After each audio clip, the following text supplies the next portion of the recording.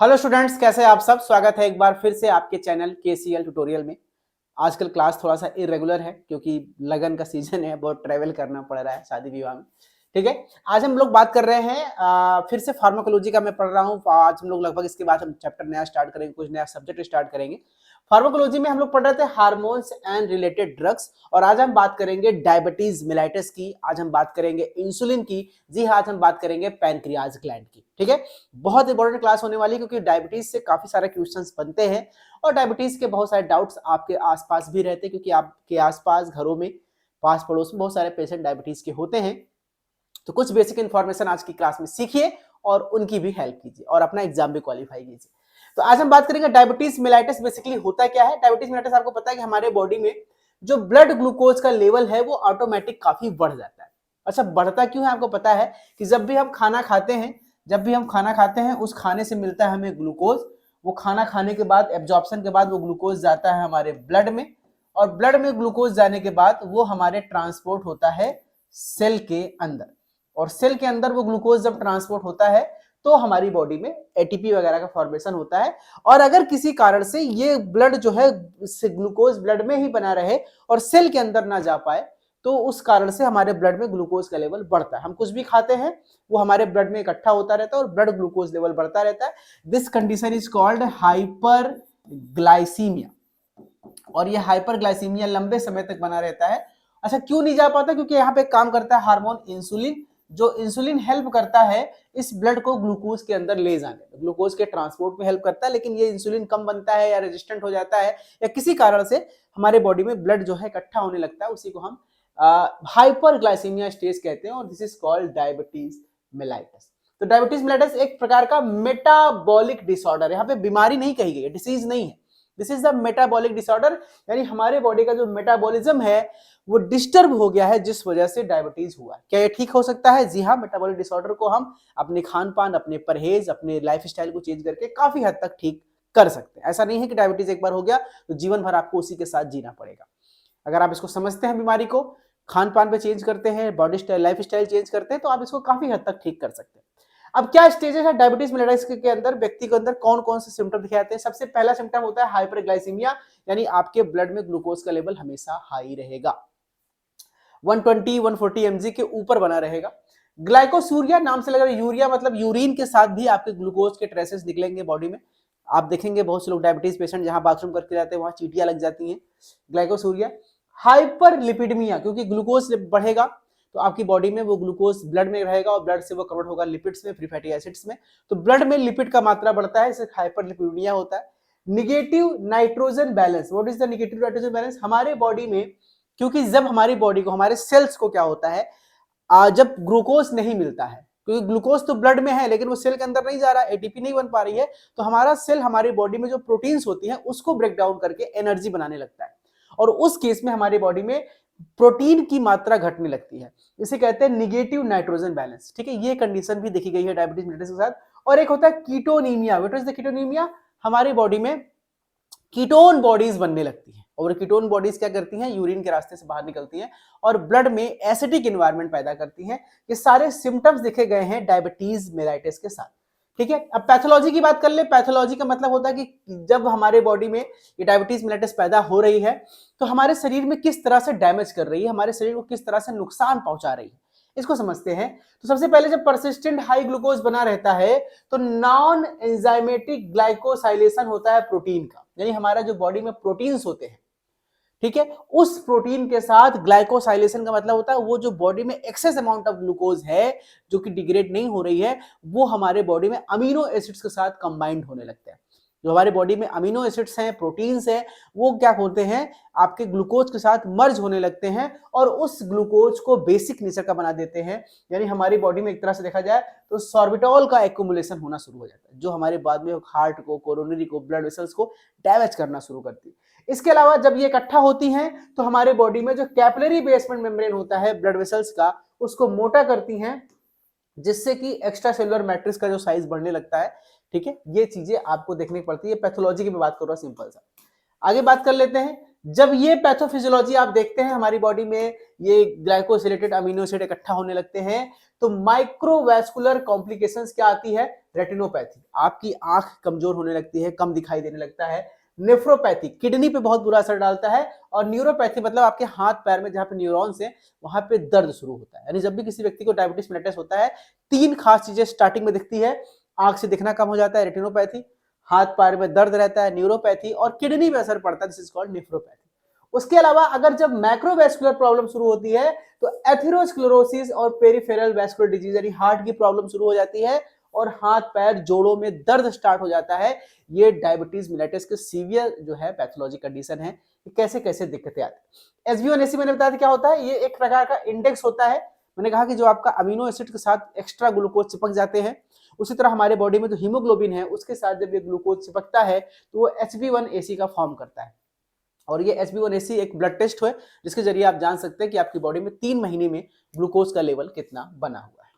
ठीक है, अब हम बात करते हैं टाइप्स ऑफ डायबिटीज मेलिटस की। डायबिटीज कितने प्रकार के होते हैं? तो खास तौर पर डायबिटीज 2 प्रकार के होते हैं, टाइप 1 एंड टाइप 2। लेकिन कहीं कहीं पर टाइप 3 टाइप 4 भी दिखाया गया है, मैं इसकी बात करूंगा। लेकिन टाइप 1 टाइप 2 वो सिंपल से, टाइप 1 इज मींस आपको बचपन से ही मालूम चल जाएगा, जवानी की जरूरत नहीं पड़ेगी, बच्चे छोटे होते मालूम चल जाता है। उसमें होता क्या है कि हमारी बॉडी जो है, जो हमारा इंसुलिन जो है बीटा सेल से बनता है पैनक्रियाज के अंदर, वो सेल ही नहीं प्रॉपर डेवलप होते हैं, या पैनक्रियाज प्रॉपर डेवलप नहीं होता और इंसुलिन बनता ही नहीं। और जब इंसुलिन बनेगा ही नहीं तो बचपन से ही आप जो खाएंगे वो ग्लूकोज आपके ब्लड में इकट्ठा होता रहेगा और आपको डायबिटीज कंडीशन बनी रहेगी। वहीं टाइप 2 की बात कर लेते हैं तो इस केस में हमारे साथ इंसुलिन बनता भी है, बीटा सेल बनते भी हैं, लेकिन बड़े होने पर बहुत सारी हरकतों की वजह से, बहुत सारे कारणों की वजह से बीटा सेल डिजनरेट हो जाते हैं, इंसुलिन रेजिस्टेंट हो जाता है और हम डायबिटीज के मरीज हो जाते हैं। तो जो बाद में होता है डायबिटीज, बड़े होने पर वो टाइप 2 है, और जो बचपन से देखा गया है वो टाइप 1 है।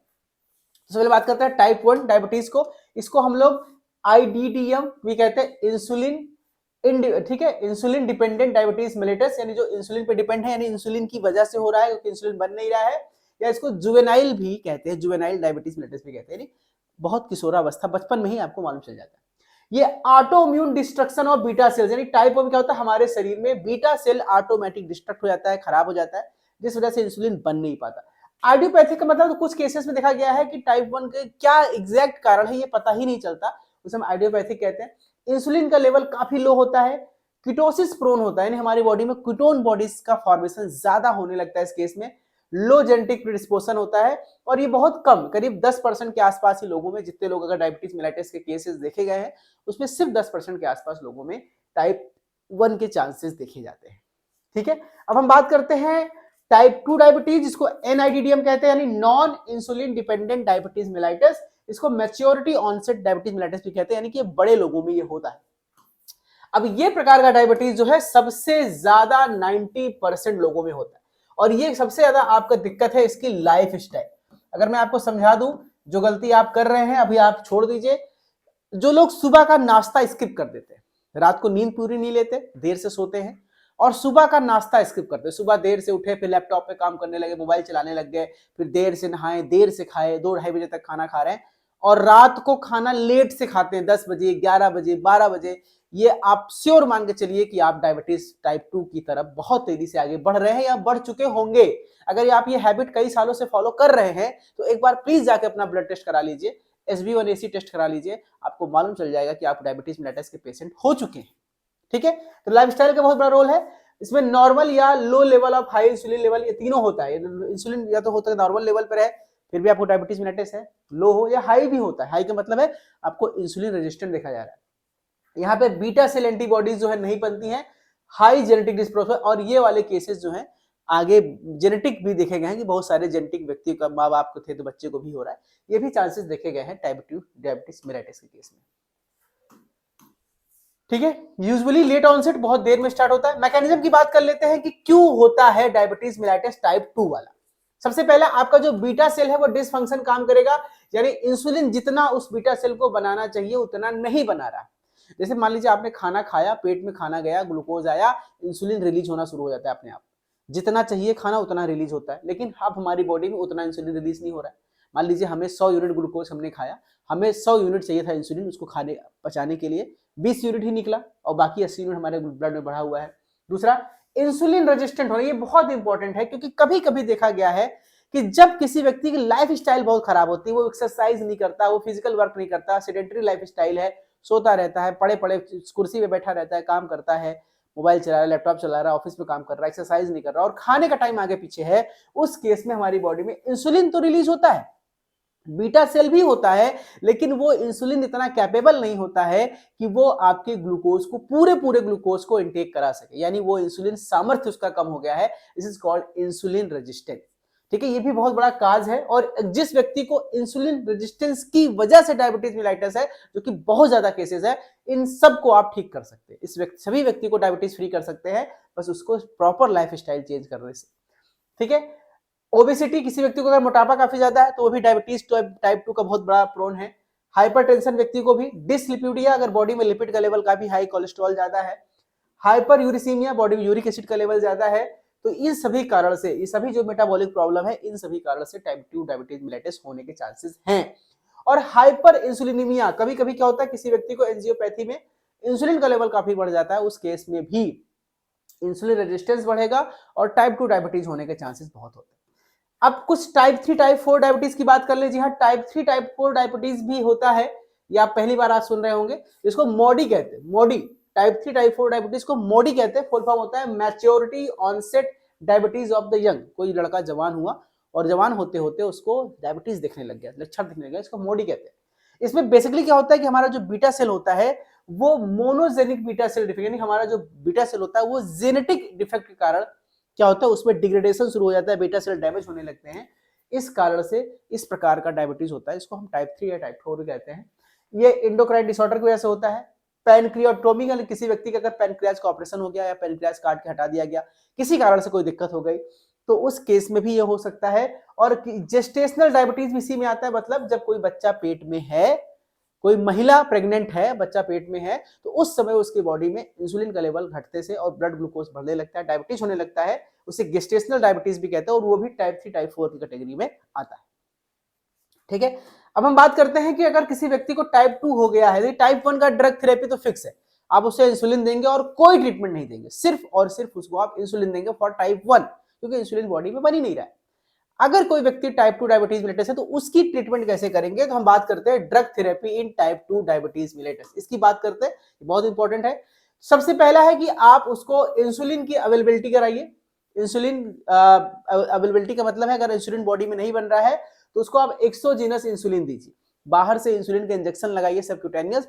ये पहला ट्रीटमेंट है और ये फिलहाल डॉक्टर सबसे लास्ट में यूज करते हैं जब दवाइयां काम करना बंद कर देती है, लेकिन सबसे बेस्ट ट्रीटमेंट यही है।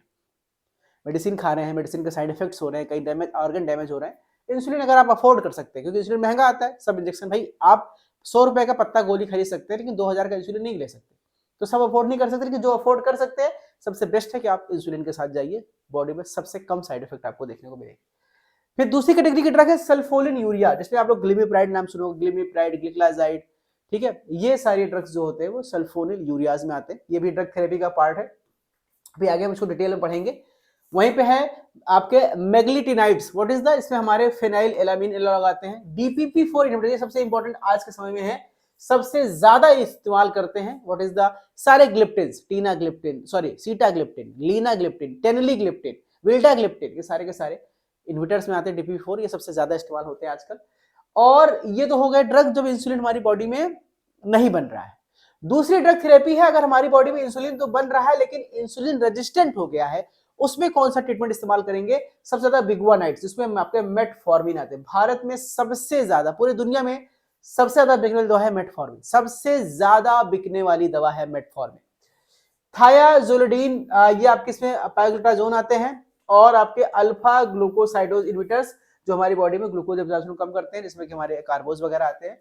ये सारे ड्रग्स जो हैं बेसिकली हम इस्तेमाल करते हैं फॉर टाइप 2 डायबिटीज मेलाइटस। अब इनके कुछ कॉम्प्लिकेशंस, मैंने कहा अगर आप इस्तेमाल करेंगे दवाइयां तो हमारी बॉडी में कुछ दिक्कत भी पैदा करेंगे, जैसे इस इंसुलिन का सिक्रीजन, इंसुलिन, थायोग्लिटाजोल, और ये आपके जो आपका लास्ट ड्रग है, इसका साइड इफेक्ट मेजर क्या है, हाइपोग्लाइसीमिया, कभी कभी बॉडी में ग्लूकोज का लेवल काफी काउंट हो सकता है, इसको हाइपोग्लाइसीमिया कहते हैं। वेट गेन होता है इन मेडिसिन का इस्तेमाल करने से, और रीनल ग्लाइसीमिया भी हो सकता है, नॉर्मल ग्लाइसीमिया भी हो सकता है व्यक्ति को, और हाइपर इंसुलिनीमिया भी हो सकता है, एथेरोस्क्लेरोसिस हो सकता है। लेकिन जो DPP-4 ड्रग है वो सबसे पोटेंट ड्रग है, सबसे अच्छी ड्रग है। क्यों? क्योंकि उसमें आपको कोई हाइपोग्लाइसीमिक सिम्टम नहीं दिखेंगे, वेट न्यूट्रल रहेगा, वेट बढ़ेगा नहीं, और बेटर टॉलरेटेड, बॉडी में बहुत अच्छा एब्जॉर्ब होता है। इसका मतलब किडनी पे, लीवर पे असर भी कम डालता है। तो ये सबसे बेस्ट ड्रग है DPP-4। अभी हम सारे ड्रग्स को डिटेल में पढ़ेंगे, पहले इंसुलिन पढ़ेंगे, फिर सारे ड्रग जितने ओरल हाइपोग्लाइसेमिक ड्रग्स है इनको बहुत डिटेल में हम पढ़ेंगे।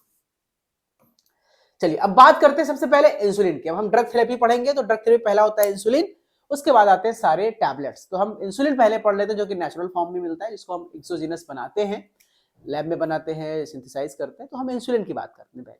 तो पहले इंसुलिन जान लेते हैं मोटा मोटा क्या है। सबसे पहले इंसुलिन की खोज जो है एक साइंटिस्ट थे जिनका नाम है बैंटिंग और बेस्ट, ये दोनों दोस्त थे। इन्होंने सबसे पहले 1921 में, याद कीजिएगा 1921 में पहली बार इंसुलिन के बारे में लोगों ने जाना।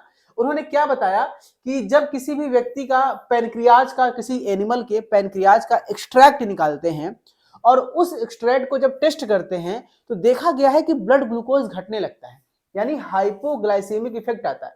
यानी इन्होंने क्या किया, किसी बीफ का किसी पोर्क का उन्होंने पैनक्रियाज का एक्सट्रैक्ट निकाला, उसमें से एक्सट्रैक्ट निकाला, उसमें से इंसुलिन आ गया।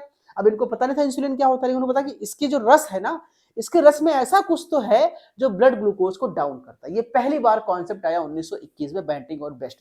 फिर 1926 में क्रिस्टलाइन इंसुलिन बनाया गया, उस एक्सट्रैक्ट से इंसुलिन को अलग किया गया और पता लगाया गया कि भाई साहब ये जो ब्लड ग्लूकोज कम कर रहा है ना, ये कोई और नहीं है, ये इंसुलिन बाबा है। उसके बाद 1956 में सेंगर ने सबसे पहले केमिकल स्ट्रक्चर को इल्यूसिडेट किया कि इंसुलिन का एग्जैक्ट एक्चुअल स्ट्रक्चर क्या होता है। देखिए ये कितना बड़ी वाली क्रांतिकारी काम था, क्योंकि जब तक आप स्ट्रक्चर नहीं जानते आप उसको आर्टिफिशियली प्रिपेयर नहीं कर सकते। लेकिन जिस दिन आप ये जान गए कि एक्चुअल में इसका स्ट्रक्चर क्या होता है, किससे किससे मिलकर बना होता है, कितने अमीनो एसिड्स होते हैं, कौन कौन से चेन्स होते हैं, अब आप इसको लैब में भी बना सकते हैं आर्टिफिशियली। तो ये काम 1956 में सेंगर साहब ने किया था। अब स्ट्रक्चर अगर आपने देख लिया तो स्ट्रक्चर क्या बताया उन्होंने कहा भैया बेसिकली ये दो प्रकार की चेन से मिलकर बना होता है। एक चेन होता है, ठीक है, इन्होंने बताया इसका स्ट्रक्चर जो है दो चेन से मिलकर बना होता है, एक चेन ए और एक थोड़ी सी बड़ी चेन होती है चेन बी। चेन ए जो है वो 21 अमीनो एसिड से मिलकर बना है और चेन बी जो है 30 अमीनो एसिड से बना है। और ये बीच में जिस चेन से जुड़े होते हैं उसे डाइसल्फाइड बॉन्ड कहते हैं। दो सल्फर ग्रुप लगा है, इसको डाइसल्फाइड बॉन्ड बोलते हैं। और ये peptide hormone, what is the peptide, मतलब अमीनो एसिड से मिलकर बना है। और मॉलिक्यूलर वेट करीब 6000 गाल्टन के आसपास होता है और टोटल 51 अमीनो एसिड्स होते हैं। 20 और 31 मिला कितने होते हैं, 51। ठीक है, ये डाइसल्फाइड बॉन्ड से जुड़े होते हैं। और पॉर्क इंसुलिन जो है वो बीफ इंसुलिन के कंपेयर में ज्यादा बेहतर होता है। देखो दो प्रकार के इंसुलिन निकालते हैं एनिमल से, एक पॉर्क से एक बीफ से। तो बीफ वाले से ज्यादा बेहतर पॉर्क वाला होता है, थोड़ा सा उसमें लेस एंटीजेनिक इफेक्ट आता है। अब बात करते हैं इसके बायोसिंथेसिस की कि कैसे बनाया जाता है। तो भाई साहब ये जो हमारा इंसुलिन है बेसिकली एक पेप्रो इंसुलिन होता है। देखिए एक अब हमारा होता है प्री या प्रो इंसुलिन। या प्री या प्रो इंसुलिन क्या होता है, हमारे बीटा सेल में एक्चुअल इंसुलिन बनने से पहले एक आपका उसका प्री फॉर्म बनता है या प्रो फॉर्म बनता है, उसको प्रो इंसुलिन कहते हैं, जो 110 अमीनो एसिड का होता है। और हमारा एक्चुअल अमीनो एसिड कितने का होता है इंसुलिन, 51 अमीनो एसिड का। तो ये जो 110 वाला होता है बीटा सेल में बनता है, किसमें, बीटा सेल के आरईआर में, रफ एंडोप्लाज्मिक रेटिकुलम। अब इसमें से जो हमारा 24 अमीनो एसिड होता है वो सिग्नल पेप्टाइड होता है, जिसको प्री इंसुलिन, प्रो इंसुलिन कहते हैं। ठीक है, प्री प्रो इंसुलिन में 110 अमीनो एसिड है, उसके अंदर जो प्रो इंसुलिन है उसमें 24 अमीनो एसिड है। अब क्या होता है, और फिर गोल्जी बॉडी में सी पेप्टाइड बनता है 35 अमीनो एसिड का। तो इंसुलिन और सी पेप्टाइड जो है आपस में जब जुड़ते हैं, ठीक है, उसके बाद ये 1:1 रेशियो में रिलीज होते हैं। तो इस तरह से बायोसिंथेसिस होता है हमारे बॉडी में अमीनो एसिड का, तो सॉरी इंसुलिन का। बस आपको याद क्या रखना है कि प्री प्रो इंसुलिन एक होता है, इसे 110 अमीनो एसिड पाया जाता है, एक होता है प्रो इंसुलिन इसमें 24 अमीनो एसिड होता है, एक होता है सी पेप्टाइड इसमें होता है 35 अमीनो एसिड। ये तीनों मर्ज होते हैं, फिर तीनों सेपरेट होते हैं और इस तरह से 1:1 रेशियो में आपके इंसुलिन का निर्माण होता है। बस इतना ये पॉइंट याद रखिएगा, ठीक है। फिर जो क्लिनिकल पर्ल में जो सी पेप्टाइड होता है वो मार्कर होता है चेक करने के। अब ऐसे ऑफ इंसुलिन, हमारी बॉडी में जो इंसुलिन हमने बनाया है लैब में, उसको ऐसे करने का मेथड है, हम हाइपरग्लाइसीमिया टेस्ट करते हैं रैबिट में। और एक चीज पता होता है कि 1 mg/s यूनिट में जो इंसुलिन में 28 यूनिट्स होते हैं, करीब 1 mg के बराबर। अब आता है रेगुलेशन ऑफ इंसुलिन सिक्रीशन। हमारी बॉडी में जो इंसुलिन बन रहा है वो कितना बन रहा है, वो कितना सिक्रीट हो रहा है, उसका रेगुलेशन हम कैसे करते हैं। तो ये अलग अलग मेथड्स, ये आपके सिलेबस एग्जाम के लेवल के बाहर का है, लेकिन जीपैट की लेवल तैयारी अगर आप करेंगे तो इसको आपको पढ़ना होगा, इसलिए मैंने एग्जाम में डाल दिया है नोट्स में, इसको आप देख लीजिएगा। व्हाट इज द रेगुलेशन, मतलब किस किस कारणों से इंसुलिन का रिलीज घटता है या बढ़ता है, उसमें केमिकल रेगुलेशन है। मैंने सब कुछ यहाँ पे डाल दिया नोट्स में, एक बार आप जो मैंने अपलोड किया उसको देख लीजिएगा, तो ये ज्यादा काम का नहीं है इसलिए नहीं पढ़ा रहा हूँ। ठीक है, केमिकल रेगुलेशन है।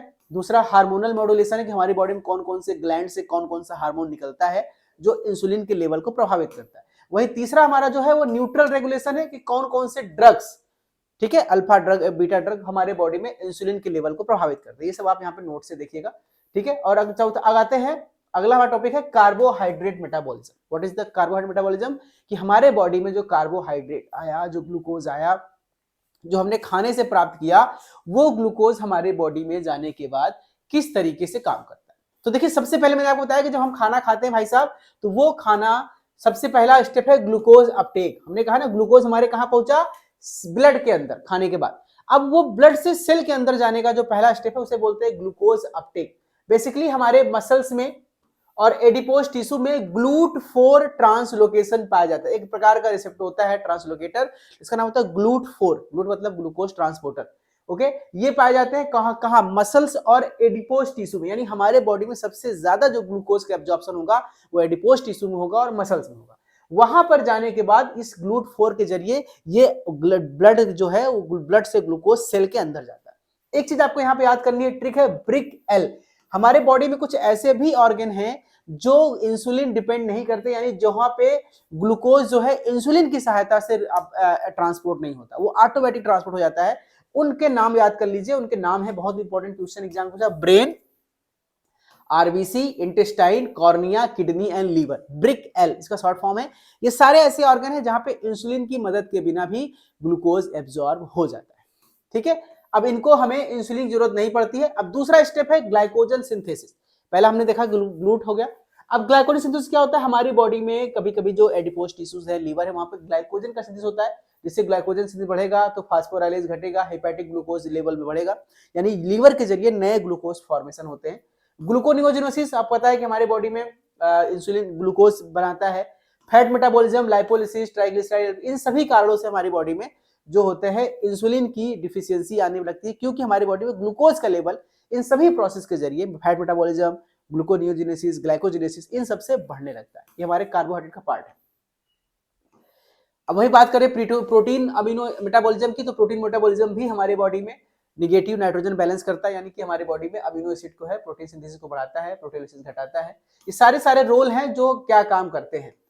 ठीक है, अब हम बात करते हैं mechanism of action of insulin. Insulin अगर हमारी बॉडी में आता है वो कैसे काम करता है, क्या इसका मैकेनिज्म है, कैसे हमारी बॉडी में ब्लड ग्लूकोज को कम करता है।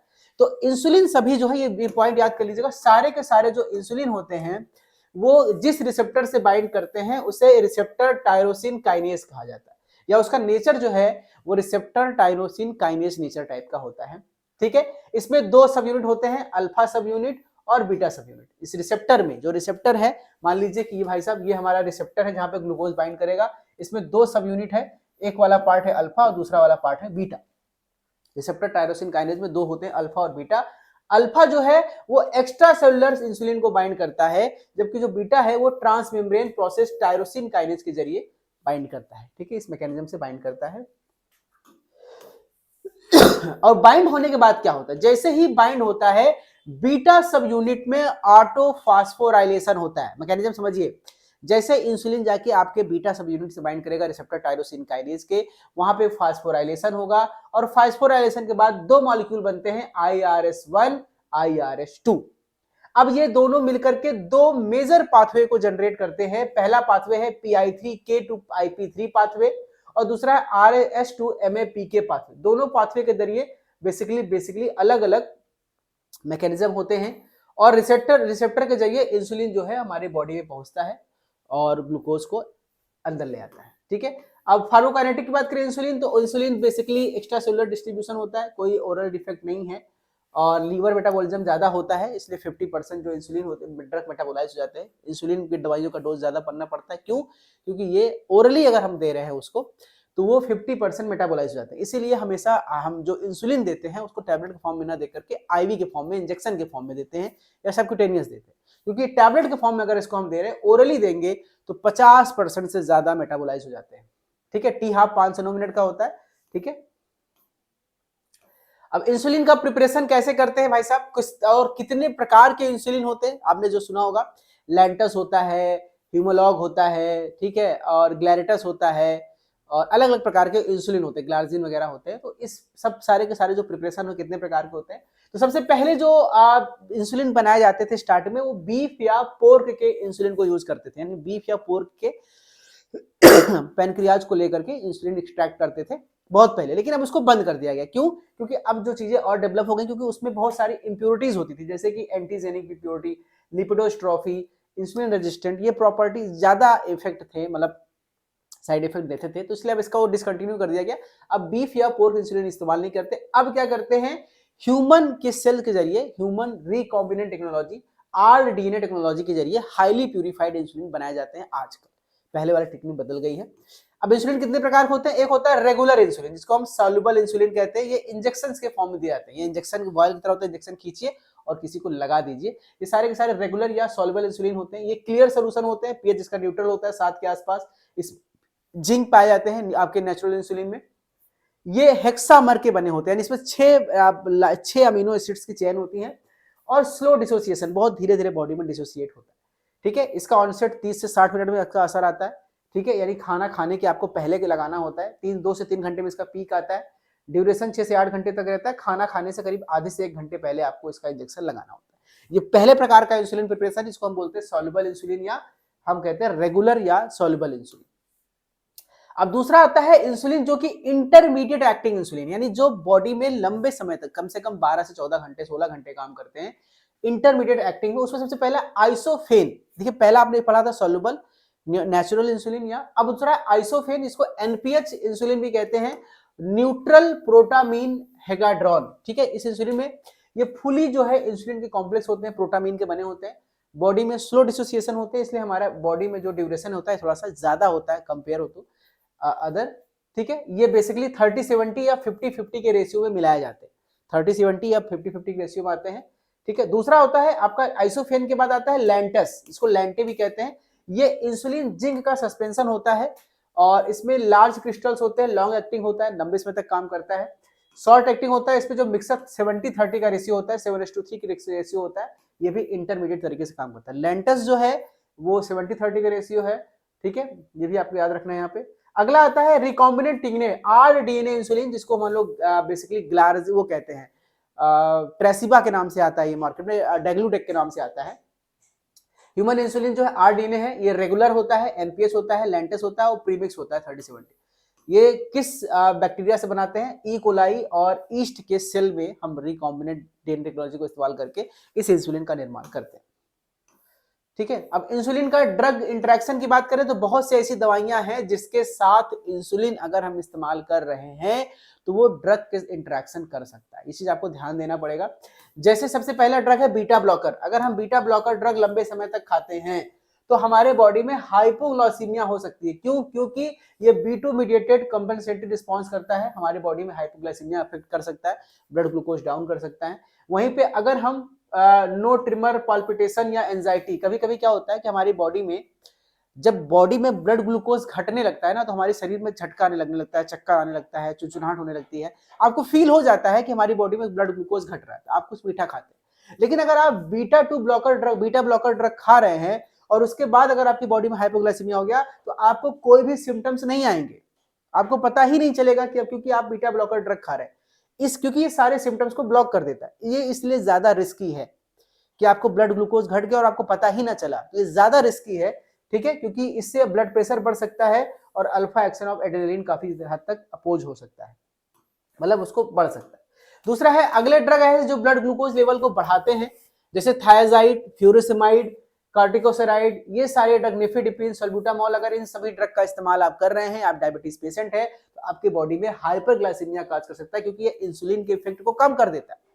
तीसरा बहुत बड़ा रोल है एल्कोहल का। अगर जो लोग दारू पीते हैं तो उनके बॉडी में ग्लूकोज का लेवल घटता है, इंसुलिन लेवल सही, मतलब हाइपरग्लाइसीमिया स्टेज घट जाता है, हाइपोग्लाइसीमिया होता है। क्यों? क्योंकि हमारे बॉडी में ग्लाइकोजन को ये डिसेंसिटाइज कर देते हैं, ग्लाइकोजिनोलाइसिस को, लीवर में जो ग्लाइकोजिनोलाइसिस प्रोसेस है उसको ब्रेक डाउन करते, रोक देते हैं।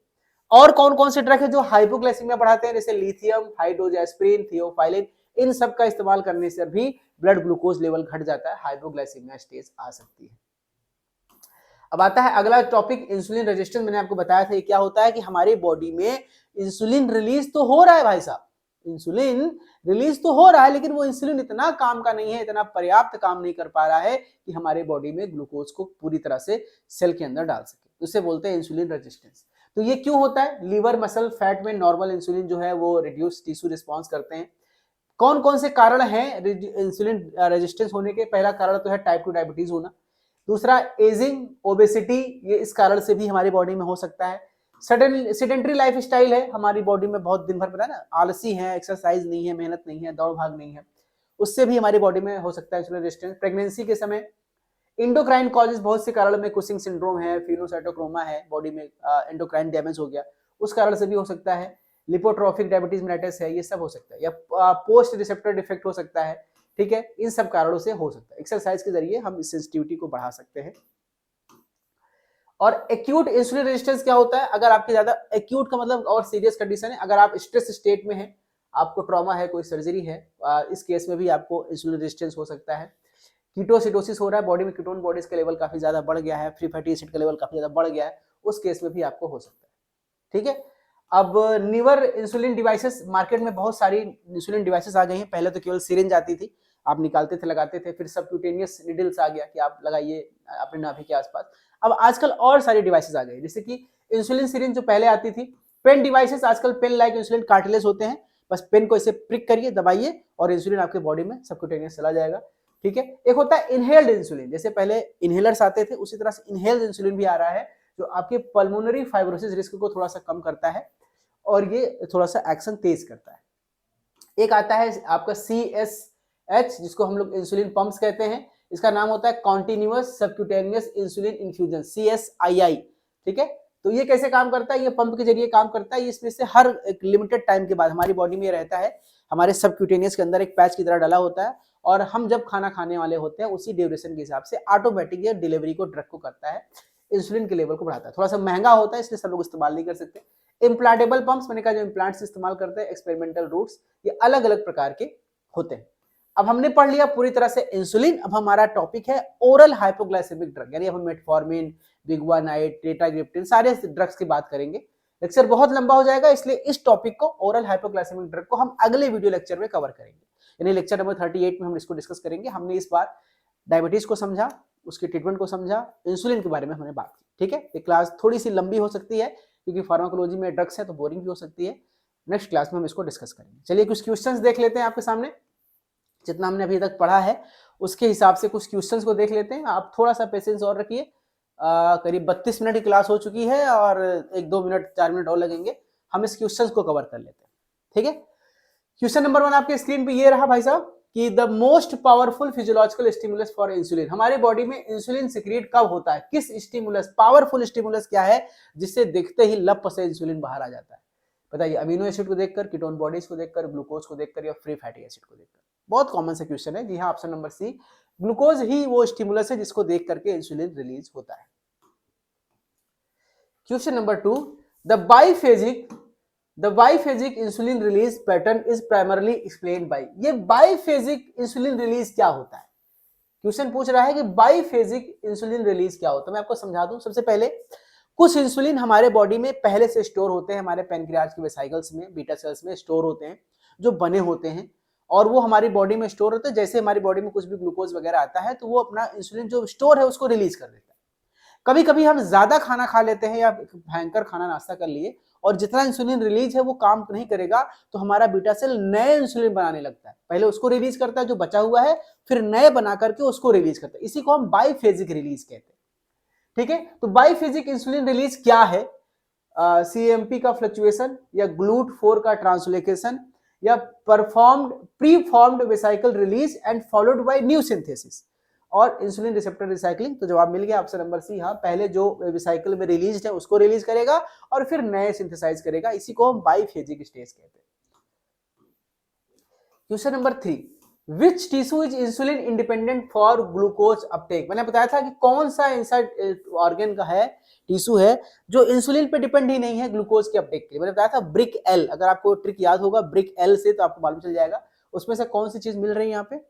इसमें से ऑप्शन नंबर सी सही है, लीवर। लीवर भी उसी का पार्ट है जो इंसुलिन डिपेंडेंट नहीं होता है। Question number 4, a patient on insulin therapy, एक व्यक्ति जो है इंसुलिन थेरेपी पर है, डेवलप्स नो ट्रिमर, उसको कोई भी इंसुलिन थेरेपी पर है, कोई ट्रिमर नहीं, कोई पाल्पिटेशन नहीं, कोई एंजाइटी नहीं जब उसको हाइपोग्लाइसीमिया हो रहा है। जो कि हाइपोग्लाइसीमिया में जो भी लक्षण होने चाहिए वो सारे लक्षण नहीं दिख रहे हैं, इसका मतलब वो कौन सी मेडिसिन ले रहा है। बताया थोड़ी देर पहले आपको, निफेडिपिन, प्रोपेनोलॉल, प्रेडनिसोलोन, थियोफाइलिन। मैंने बताया था ना कि अगर कोई व्यक्ति बीटा ब्लॉकर ड्रग का इस्तेमाल करता है तो उसको हाइपोग्लाइसीमिया के कोई सिम्टम्स मालूम नहीं चलेंगे। अब इसमें से बीटा ब्लॉकर ड्रग कौन सा है? निफेडिपिन, प्रोपेनोलॉल, प्रेडनिसोलोन, थियोफाइलिन, या option number B propranolol. Question number 5, first pass metabolism of insulin result in, अगर किसी व्यक्ति को अगर फर्स्ट पास मेटाबॉलिज्म इंसुलिन का देखा गया है कैसे? मैंने आपको थोड़ी देर पहले बताया था काइनेटिक्स में 90% होता है लीवर में, रीनल से पूरी तरह से रिलीज होता है, या 50% हेपेटिक डिस्ट्रक्शन होता है, या नो फर्स्ट पास इफेक्ट। मैंने बताया था कि जो ओरल टैबलेट्स होते हैं इंसुलिन के वो ज्यादा फर्स्ट पास करते हैं 50% के आसपास, क्योंकि वो लीवर में ही मेटाबोलाइज हो जाते हैं। ऑप्शन नंबर सी सही है। Question number 6, which insulin preparation contains protamine to prolong acting, कौन सा इंसुलिन में प्रोटामीन के फॉर्म में होता है जिससे उसका एक्शन बढ़ जाता है? Regular insulin, lispro insulin, NPH insulin, या अल्टरनेट इंसुलिन। एनपीएच का फुल फॉर्म होता है न्यूट्रल प्रोटामीन हाइड्रेगर हेग्डबॉर्न, तो प्रोटामीन इसमें लगा हुआ है, ऑप्शन नंबर सी सही है, ये NPH. Question number 7, acute alcohol injection, अगर किसी व्यक्ति को लगातार कोई अल्कोहल पीता है तो उसको हाइपोग्लाइसीमिया देखा गया है, मतलब उसका ब्लड ग्लूकोज डाउन रहता है। ऐसा क्यों होता है? मैंने आपको बताया थोड़ी देर पहले, लाइपोलिसिस बढ़ जाती है? नहीं। हेपेटिक ग्लाइकोजन का डिप्लीशन होता है, इंसुलिन सिक्रीशन बढ़ जाता है, या बीटा ऑक्सीडेशन घट जाता है? तो क्योंकि आपके बॉडी में जो लोग अल्कोहल पीते हैं उसके लीवर में हिपैटिक ग्लाइकोजेशन का डिप्लीशन यानी ग्लाइकोजिनोलाइसिस नहीं होता है, ग्लाइकोलिसिस नहीं होता है, दैट्स व्हाई उसका ब्लड ग्लूकोज लेवल डाउन रहता है। इसका मतलब ये नहीं कि दारू पीने लग जाओ अगर शुगर बढ़ गया है तो। Question number 8, the receptor through which insulin acts it's best classified as, receptor मतलब इंसुलिन के रिसेप्टर किस नेचर के होते हैं, उसका नाम क्या है? यार ऑलरेडी बहुत बार याद कराया है, याद होना चाहिए आपको। ऑप्शन चारों देखिए, बताइए जवाब क्या है। Very good, option number B receptor tyrosine kinase, यही होता है इंसुलिन का रिसेप्टर का नेचर। बताया ना, 2 सब यूनिट होते हैं, alpha unit, beta unit.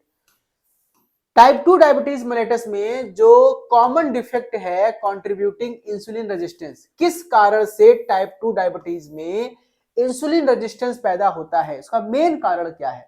Number of insulin receptor का कम हो जाना, पोस्ट रिसेप्टर सिग्नलिंग डिफेक्ट का कम हो जाना, या एक्सेसिव इंसुलिन का डिग्रेडेशन होना, या जीएल GLUT4 का म्यूट हो जाना। तो सही जवाब है ऑप्शन नंबर बी, क्योंकि जब टाइप 2 डायबिटीज होता है तो हमारे जो रिसेप्टर से सिग्नलिंग इफेक्ट जो होता है वो कम हो जाता है, जिसकी वजह से इंसुलिन जो है प्रॉपर काम नहीं करता। ऑप्शन नंबर बी सही है। Question number 10, which of the following reduces insulin effectiveness in causing hyperglycaemia, कौन से ड्रग के प्रभाव से हाइपरग्लाइसीमिया देखा जाता है, इंसुलिन का इफेक्ट कम हो जाता है? थियोफाइलिन, लिथियम, सल्ब्यूटामॉल, या हाई डोज एस्पिरिन। तो हाई डोज एस्पिरिन भी जरूरत है, इससे भी हाइपरग्लाइसीमिया होता है, लेकिन यहाँ पे सबसे बड़ा कार्य यहाँ पे सल्ब्यूटामॉल है इस ड्रग का। ऑप्शन नंबर सी यहाँ पे सही है। Question number 11, DKA, what is the DKA? Diabetes ketosis, ठीक है, कीटो एसिडोसिस। इससे क्या होता है? Resistance to insulin mainly because, इस कारण से किसी व्यक्ति में अगर डीकेए देखा गया है, डायबिटीज कीटोसिस एसिडोसिस अगर ब्लड में हो रहा है तो उस व्यक्ति को इंसुलिन रेजिस्टेंस होता है। क्यों? क्योंकि इंसुलिन रिसेप्टर की सिंथेसिस बढ़ जाता है, हेक्सोकाइनेज डिफेक्ट हो जाते हैं, कीटोन बॉडीज जो है ग्लूकोज के अपटेक को कम कर देते हैं, या सी पेप्टाइड प्रोडक्शन होने लगता है। ठीक है, तो इसका सही जवाब ऑप्शन नंबर सी लग रहा है, कीटोन बॉडीज जो हैं वो ग्लूकोज के अपटेक को कम कर देते हैं। Question number 12, the major advantage of DPP4 inhibitors, अगर टाइप 2 डायबिटीज में हम DPP4 इनहिबिटर ड्रग का इस्तेमाल कर रहे हैं तो सबसे बड़ा इसका फायदा क्या है?